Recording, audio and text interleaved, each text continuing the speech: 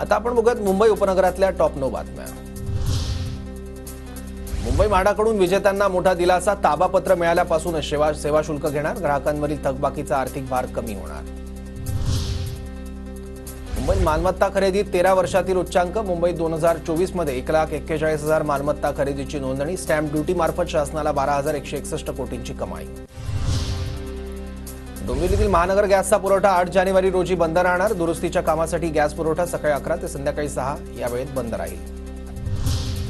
केंद्रीय प्रदूषण मंडळाचं समीर ॲप पूर्ववत झाल्यानं मुंबईतील हवेचा गुणवत्ता निर्देशांक उपलब्ध, समीर ॲप 31 डिसेंबरपासून तांत्रिक अडचणींमुळे बंद होतं। मुंबईच्या दादरमधील शिवाजी पार्कमधील शिवराज्याभिषेक सोहळ्याच्या शिल्पाला तडे, पालिकेसह सार्वजनिक बांधकाम विभागाने दुर्लक्ष केल्याचा आरोप। अटल सेतूमुळे खारघर मंत्रालय एनएमएमटी बसचे दर कमी, एनएमएमटी कडून बसच्या दरात 50% कपात।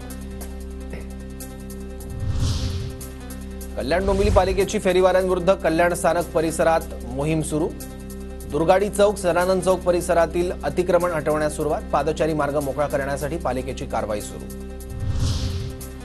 नवी मुंबईच्या उरण बेलापूर मार्गावर फुकट्या प्रवाशांची संख्या वाढली, प्रतिदिन तिकिटांच्या विक्री 50,000ची घट, रेल्वे विभागाची माहिती। मुंबईतील धारावीमध्ये टँकरचा धक्का लागल्यानं 6 कार खाडीत पडल्या, पोलीस आणि अग्निशमन दलाकडून वाहनं बाहेर काढण्याचं काम सुरू, सुदैवानं कोणतीही जीवितहानी नाही।